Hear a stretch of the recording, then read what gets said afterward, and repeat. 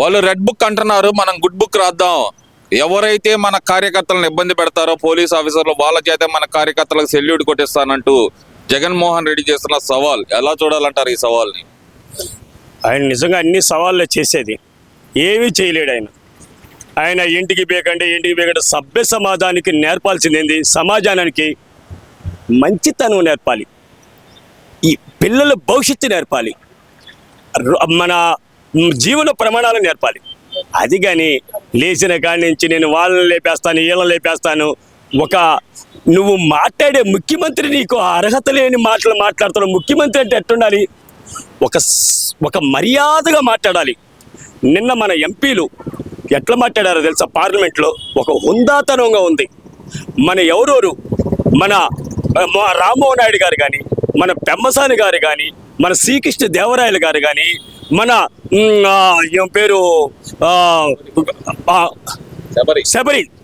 శబరి గారు మాట్లాడుతుంటే అబ్బాబా నిన్న సబ్జెక్ట్ ఏను మనల్ని ఆంధ్ర ప్రజలు ఆ సబ్జెక్ట్ ఏంటి ఎంత హుందాతనంగా ఉందో ఆమె మాట్లాడింది. మనుషులు మనం నేర్చుకోవాల్సింది హుందాతనం. ముందు అభివృద్ధి నేర్చుకుందాం. అభివృద్ధి నేర్చుకుంటే మనం బాగుపడతాం, మన బిడ్డలు బాగుపడతారు, మన జీవన ప్రమాణం బాగుంటుంది. ఎప్పుడైనా మంచిని కోరుకుందాం.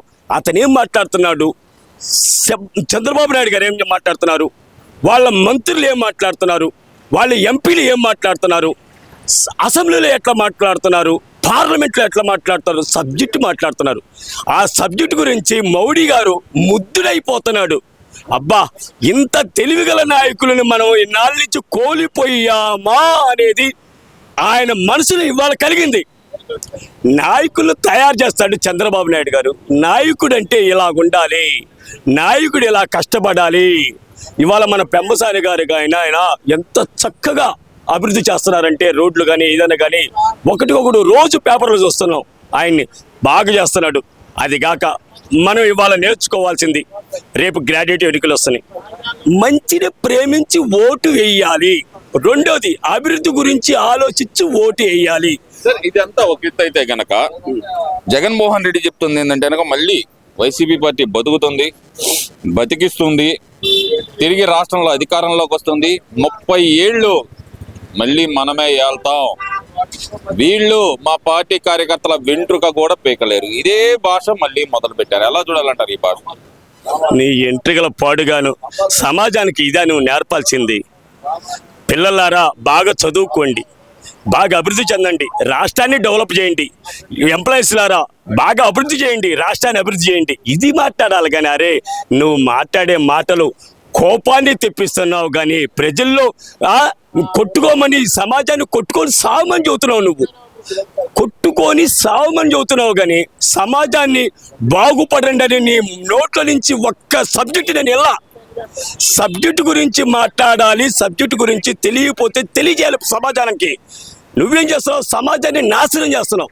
సమాజాన్ని బాగు చేసేవాడు కావాలి కానీ ముఖ్యమంత్రి సమాజాన్ని నాశనం చేసేవాడు ఎవరైనా ప్రజలు కోరుకుంటాడంటే ప్రజలు కోరుకోరు. ఎప్పుడైనా సమాజం గురించి చక్కగా వర్ణించాలి, దాని పిల్లలకు తెలియాలి, భవిష్యత్తు ఎలాగుంటుంది, బంగారు భవిష్యత్తు ఎలా ఇవ్వాలి, 4 కంపెనీలు ఎలా అవ్వాలి, 4 ఉద్యోగాలు ఎలాగవ్వాలి, అది ఆలోచించేవాడు కానీ ముఖ్యమంత్రి. ఇవాళ మన చంద్రబాబు నాయుడు గారు ఉంటారు, మన విదేశాలు వెళ్ళారు, లోకేష్ గారు కానీ, మన నాయకులు కానీ, మన ముఖ్యమంత్రి గారు కానీ, చంద్రబాబు నాయుడు గారు వెళ్ళి ఆ చలిలో మన బిడ్డల బంగారు భవిష్యత్తు కోసం అక్కడికి వెళ్ళి కష్టపడి పనిచేశాడయా. ఎందుకు వెళ్ళారు? యాడికి రోడ్ల మీద తిరగటానికి వెళ్ళారు, ఏడన్నా ఖాళీ స్థలాలు కాజేయటానికి వెళ్ళారు, ఏమన్నా నలుగురు మటలు చేయడానికి వెళ్ళారు, ఏదైనా ఎవరైనా ఎదురు తిరిగితే వాళ్ళు కొట్టడానికి పోతున్నారు. కానీ సబ్జెక్టు తెలియని వీళ్ళు, అభివృద్ధి చేతగాని వాళ్ళు వైసీపీ వాళ్ళు అభివృద్ధి గురించి మాట్లాడే వాళ్ళు నాయకులు తయారు చేశాడు చంద్రబాబు నాయుడు గారు. అభివృద్ధి జరగట్లేదు, రాష్ట్రంలో అరాచకమే జరుగుతుంది అంటున్నాడు కదా. మరి జగన్మోహన్ రెడ్డి ఎదురు తిరిగి ప్రశ్నించిన వాళ్ళని అరెస్ట్ చేస్తున్నారు అంటున్నాడు కదా. మరి ఒక ముఖ్యమంత్రిని నువ్వు అరెస్ట్ చేసావు జగన్మోహన్ రెడ్డి. ఏ తప్పు చేయని చంద్రబాబు నాయుడు గారు నువ్వు అరెస్ట్ చేసావు. ఇవాళ చంద్రబాబు నాయుడు గారు 8 నెలలు అయింది, నీ గురించి పట్టించుకోవాలా, నీ నాయకుల గురించి పట్టించుకోవాలా, అభివృద్ధి వైపు చూస్తున్నాడు. అదే నీలా చేసినట్టు నీ నాయకులు కానీ నువ్వు కానీ ఈ పాటికి జైల్లో ఉండాలి. ఎక్కడి మరి వాళ్ళ వల్ల నేను వంశీని అరెస్ట్ చేశారు కదా, అక్రమ కేసులను అరెస్ట్ చేశారని చెప్పి మరి వైసీపీ సోషల్ మీడియా కానీ సాక్షి టీవీ కానీ గగ్గోలు పెడుతున్నాయి కదా. వాళ్ళు ఎప్పుడు గగ్గోలు పెడతారు. అతను చేసిన అవినీతి, అతను చేసిన అరాచకాలని చేశారు.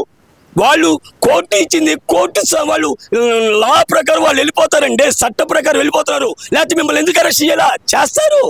మీరు చేసిన పాపాలు ఎంటాడుతున్నాయి. ప్రజలు ఏమంటున్నారు తెలుసా? ఇంకా వీళ్ళని అరెస్ట్ చేయట్లేదండి అయ్యా నన్ను అడుగుతున్నారు ప్రజలు. నేనేం చెబుతున్నానో చెబుతా.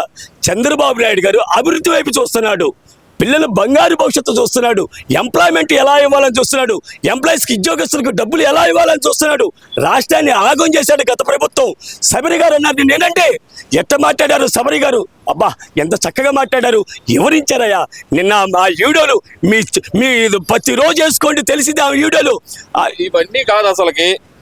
ముఖ్యంగా వల్లభనేని వంశీ అరెస్ట్ అక్రమం అంటున్నారు. నిజంగా అక్రమమేనా అది? అక్రమం అయితే ఎప్పుడే రాంగ్లో తోసి అవతలేసి అసలు కోటింగ్ ఎలా ఉండాలంటే అలాగుండేది. అది అక్రమం ఎందుకైందండి? చట్టం ప్రకారం వెళ్తున్నారండి. అంటే ఒకళ్ళని అరెస్ట్ చేస్తే అయిపోయినట్టేనా? ఇంకా ఒకళ్ళని వాడిని ఒక్కరిని చేస్తే అయిపోయినట్టేనా? సమాజం గురించి ఆలోచించండి. సమాజం గురించి వాడు ఎదవన్నారు కాబట్టి వాడిని అరెస్ట్ చేశారు. ఎప్పుడైనా బూతులు నేర్చారా? అసెంబ్లీలో వీళ్ళు బూతులు నేర్చారు. అసెంబ్లీ అంటే ఒక దేవాలయం. అసెంబ్లీలో వాళ్ళు ఏం మాట్లాడారు ఏనండి? అసెంబ్లీని చూసి మన పిల్లలు కూడా ఆగమైపోతారు రా నాయన. ఎందుకంటారు ఏమన్నా? అది అక్కడ వాళ్ళే మాట్లాడతారు, మనం మాట్లాడితే ఏమవుతున్నారు? సమాజాన్ని నాశనం చేశారు వాళ్ళు. సమాజాన్ని బాగు చేస్తానికి ఇప్పుడు సిద్ధంగా ఉన్నారు వీళ్ళందరూ. ఎంపీలు కానీ ఎమ్మెల్యేలు కానీ మనోళ్ళు ఎంత కష్టపడి పని చేస్తున్నారంటే అబ్బాబ్బా, నాకే ఎంత ఆనందంగా ఉందంటే అంత ఆనందంగా ఉంది. జనాల్లోకి వస్తాను, జనాల తరపున పోరాటం చేస్తాను అంటున్న జగన్మోహన్ రెడ్డి అసెంబ్లీకి వెళ్ళమంటే మాత్రం నేను వెళ్ళను, ఇక్కడ మీడియా ముందలే మాట్లాడతాను, దానికి అసెంబ్లీలో వాళ్ళు సమాధానం చెప్పాలని చెప్పి ఒక విచిత్రమైన వాదన అయితే తెర మీద తీసుకొస్తున్నారు. దాన్ని ఎలా చూడాలంటారు? నువ్వు ఎమ్మెల్యేగా ఒక గౌరవంగా వెళ్ళి ప్రజల పక్షాన మాట్లాడే దమ్ము ధైర్యం నీలో లేదు. అందుకని నువ్వు అన్నావు. చిన్నపిల్లలు ఏం చేస్తారా? అమ్మా నాకు ఆ బొమ్మ కావాలి, అమ్మా నాకు ఆ బొమ్మ కావాలి, ఆ బొమ్మ ఇస్తే నేను వెళ్తే నాకు కావాలని ఏడ్చినట్టుందిరా నువ్వు. నీ అమ్మ నిజానికి ఇవాళ నువ్వు దమ్ము ధైర్యం ఉంటే, నీలో మగతనం ఉంటే, నీలో సబ్జెక్ట్ ఉంటే వెళ్ళి మాట్లాడు. ప్రజల తరపున మాట్లాడవాయా, నీ పులివెందుల తరపున మాట్లాడవాయా. అప్పుడు నీ యొక్క గొప్పతనం బయటకు వస్తుంది. అది నిజాయితీ లేదు కాబట్టి నీలో ఏమి చేయలేక నువ్వు వెళ్ళలేకపోతున్నావు. నీ చెల్లెలు అంటుంది, నీ అమ్మ అంటుంది, నువ్వు పచ్చి దుర్మార్గుడు రాని. నీ దుర్మార్గాన్ని ప్రజలు అర్థం చేసుకోవాలి. ఇంకా నాయకులు మీరు కూడా అర్థం చేశారు. ప్రతి ఒక్క ప్రజలకు దండం పెడుతున్నాను. ఆంధ్రప్రదేశ్లో మనం అభివృద్ధి వైపు చూద్దాం, మన బిడ్డల బంగారు భవిష్యత్తు కోసం చూద్దాం. జగన్మోహన్ రెడ్డి ఇంటి దగ్గర అగ్ని ప్రమాదం ఎలా చూడాలంటారు? ఈ అగ్ని ప్రమాదాన్ని అసలు ఏం తగలబడింది అంటారు? సీసీ ఫుటేజ్ ఏమన్నా కూడా సీసీ కెమెరాలు పనిచేయట్లేదని చెప్పి కొత్త సమాధానం అయితే చెబుతున్నారు. ఈ అగ్ని ప్రమాదం ఎందుకు జరిగింది అనుకోవచ్చు అంటారు? ఆయన ఆ మందు ఉంది కదండి, పిచ్చి మందు. ఆ పిచ్చి మందు మొత్తం ఇంతకుముందు ఇప్పుడు మనం ఏమంటామంటే ఏదైనా ఒక 100 రూపాయలు పెట్టి కొడితే స్కానర్ వచ్చి కొడతాం. అతను అంతా డబ్బులు అవినీతి. ఈ అవినీతి మొత్తం చిట్టా మొత్తం ప్యాలెస్లో ఉంది. ప్యాలెస్ చుట్టూ ఎంతమంది ఉంటారు తెలుసా? 50-60 మంది పోలీసులు ఉంటారు. ఏమయ్యా 50-60 మంది పోలీసులు ఉంటే అక్కడ ఏ సిగరెట్ ఎత్తాడంటే ఆరిపోద్దయ్యా. అది నుప్పు కావాలని పెట్టాడయ్యా. ఆ సబ్జెక్టు ఎన్ని తగలబెట్టడానికి సిట్టేశాడు. సిట్టేసే వాళ్ళకి వామ్మో చంద్రబాబు నాయుడు పవన్ కళ్యాణ్ వీళ్ళు వదిలిపెట్టేటట్లేరా. దీన్ని బయట తీయాలి. 100 కోట్ల నుండి వాడిని అరెస్ట్ చేశారు. ఈ 1,00,000 కోట్ల అవినీతి పనులు చేస్తుండే వాడిని అరెస్ట్ చేస్తారనేది భయానికి వచ్చి తగలబెట్టాడు. సీసీ కెమెరాలు ఇచ్చాడా? ఇవ్వట్లా. ఎస్పీ గారు ప్రెస్ మీట్ పెట్టాడు, ఇవ్వట్లా అని చెబుతున్నాడు. అంటే నీలో ఎంత దుర్మార్గం ఉంది. అదే సీసీ కెమెరాలు ఇస్తే నీ బతుకు బయటపడేది కాదు. నీ బతుకు బయటపడిద్ది అని చెప్పి తెలిసి నువ్వు భయపడి ఆ సీసీ కెమెరాలు ఇవ్వట్లా. అదే నిజాయితీ పరుడైతే ఎమ్మటే ఇస్తాడు సీసీ కెమెరా. తీసుకెళ్ళండి, నాలో ఏదీ లేదు కాబట్టి నా ధైర్యం నా ప్రజలు తెలుసుకుంటారంటాడు. నువ్వేం చేస్తున్నావు? ఆ సీసీ కెమెరాలు ఇవ్వడోడివి నువ్వే తెలుసుకోవాలరా నాయనా.